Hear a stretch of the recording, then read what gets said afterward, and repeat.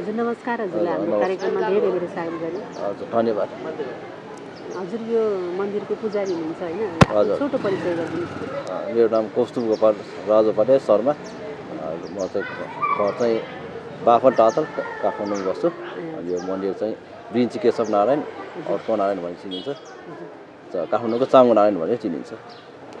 यो पनि चाङ्गो नारायण नै हो? चाङ्गो नारायण भनी स्थापना गरेको। यो चाहिँ चाङ्गोबाट सारेर यहाँ ए चाङ्गो नारायणलाई नै यहाँ स्थापना गराएको हो? गराएको त्यस्तो चाङ्गो नारायण नै हो। यो मन्दिरमा हजुर चाहिँ कहिलेदेखि पुजारी हुनुहुन्छ? 2069 सालदेखि यहाँ चाहिँ म यहाँ पुजारी भनेर बुवाले नसक्नु भएर मेरो बुवा चाहिँ अलि सक्नु भएन, बिरामी हुनुभयो। अनि त्यसपछि मैले गर्न थालेँ। यो पुजारीको सिस्टम चाहिँ हजुरबुवाबाट सुरु भएको छ कि पनि बस्न पाउने कि कस्तो? त्यो मेरो आफ्नै हजुरबुवाबाट सुरु भएको, जो पनि बस्न त पाइँदैन। अब हजुर पछि चाहिँ अब को हुनुहुन्छ हजुरको कोही छोराहरू? छैन अहिलेसम्म। हजुरको पछि चाहिँ अब के गर्ने त यो पूजा? अब कसले गर्छ त्यो त अब चाङ्गो नारायण नै मिलाउनुहुन्छ त्यसो? उहाँले मिलाउनु होला नि। त्यही त यो मन्दिरको चाहिँ अब चाङ्गो नारायण भनेपछि त अर्कै नाम सुनेको थियौँ हामीले चाहिँ। अनि त्यही भएर अट्को नारायण, यो चोकको नाम अट्को हो। अट्कोमा बस्ने भएकोले अट्को नारायण भनेर यो चोकको नामबाटै यो भगवान्को नाम भगवान्को नाम चाहिँ भगवान गएको। यो मन्दिर चाहिँ हरेक दिन खुल्छ कि कस्तो? हरेक दिन नित्य पूजा सधैँ गर्नुपर्छ, हरेक दिन गर्नुपर्छ। अरू बेलामा पनि अनि यहाँ भक्तजनहरू पूजा गर्न आउनुहुन्छ कि आउनुहुन्न? कहिलेकाहीँ रिजाना आउनुहुन्छ, तर विशेष चाहिँ बुधबार चाहिँ विशेष आउनुहुन्छ। बुधबार चाहिँ विशेष पूजा हुने चाहिँ के हो कारण? अर्केको काम चाहिँ बन्ने हो बुधबार। जसको पनि काम अड्केको यो मन्दिरमा पूजा गरेपछि जसको पनि काम अर्केको यहाँ पूजा गरेपछि बन्छ। जुनसुकै काम पनि अब विदेश जाने अर्केको, अब कुनै बिरामी कोही कसैको बिहा अर्केको यस्तो कामहरू बन्छ। भनेपछि आजभोलि पूजा गर्न आउने मान्छेहरूमा धेरै जस्तोको अड्केको काम चाहिँ के हुँदो रहेछ? हजुरलाई त बताउनु पर्छ होइन पूजा गर्दाखेरि?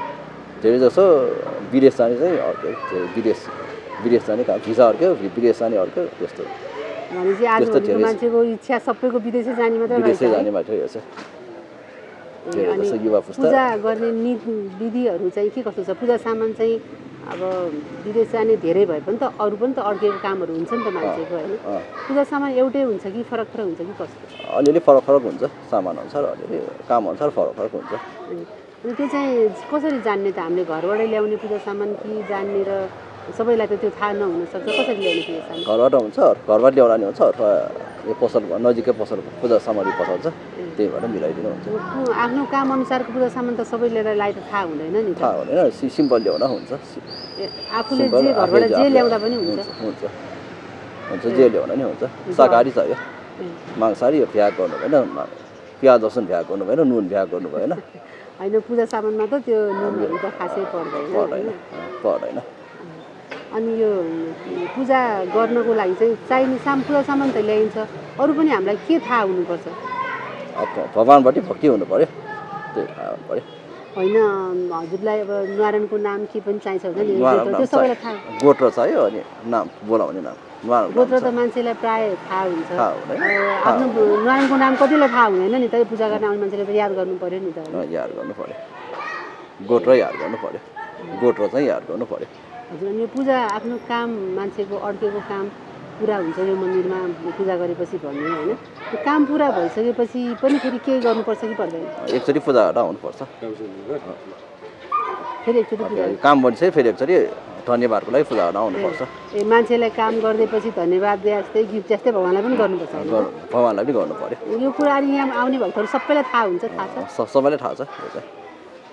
आजभोलि त मान्छेहरूलाई कतिको काम नबनेर अड्केर दुःख पाउनु भएको मान्छेहरू धेरै हुनुहुन्छ नि त होइन? सबैलाई त थाहा छ नि। यहाँ कतिको आउनुहुन्छ भक्तजनहरू? भिडभाड कतिको हुन्छ? अहिले यो कोभिड पछि अलिक भिडभाडै हुन थाल्यो।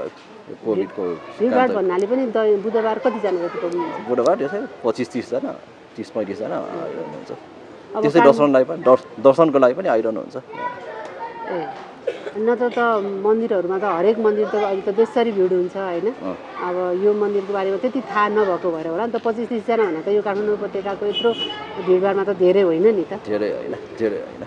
तर अनि हजुर एकजना मात्रै पुजारी हुनुहुँदो रहेछ, अब केही गरी यो मन्दिरमा भिडभाड बढ्यो भने चाहिँ कसरी पूजा गर्न भ्याउनुहुन्छ? भ्याउनु दिनभरि, बुधबार दिनभरि बसौँ न, त्यही फेरि आफ्नो अड्केको काम बनाउनको लागि त बुधबार मात्रै पूजा गर्नु पर्यो होइन बुधबार मात्रै पूजा गर्नु बुधबारको सबै हुँदैन बुधबार त्यस्तो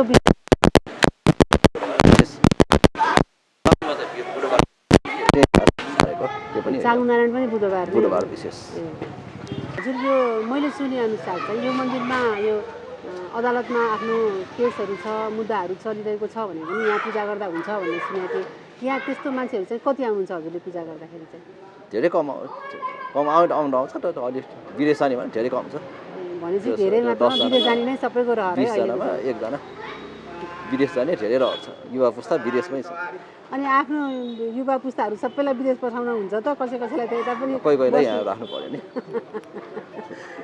अनि यो मन्दिर कति पुरानो हो अनि कसले बनाउनु भएको भन्ने केही थाहा छ हजुरलाई नेपालसम्म 706 साल भन्ने चाहिँ किंवदन्ती छ अनि काठमाडौँको महाराजा शिवसिंह मल्लको कान्छी महारानीबाट हुकुम बमोजिम यो मन्दिर बनाइयो त कान्छी महारानीको चाहिँ नाम थाहा छ गङ्गा महारानी भन्ने सुन्नु उहाँले चाहिँ के कामको लागि के उद्देश्यको लागि बनाउनु भएको छ के जानकारी छ हरिबोनी एकादशीको दिनमा चाहिँ चारनारायण दर्शन गर्ने यो दर्शनको लागि धेरै 18 कोसबाट टाढा भयो मान्छेलाई हिँड्न धेरै गाह्रो भयो त्यतिखेर अब सवारी साधन थिएन हिँडेर गर्नुपर्ने त्यसले गर्दा ए महारानीले चाहिँ चारनारायण काठमाडौँमै टाढा भएको भएर यही उहाँलाई यो चारनारायण चाहिँ काठमाडौँमै स्थापना गरौँ भन्ने मन चाहेले चाहिँ राति चाहिँ स्वप्न दिनुभयो चामुनारायणले चाहिँ सपनामा देखाउनु भयो मेरो मूर्ति बनाएर अटको टोलमा स्थापना गर भनेपछि चारै नारायणको दर्शन गरेको फल यो मन्दिरमा पूजा यो गर्दा पाइने हो अरू वरपर पनि छ 4 यही वरिपरि हनुमान ढोकामा वरिपरि अरू चार नारायण हुनुहुन्छ अलि टाढा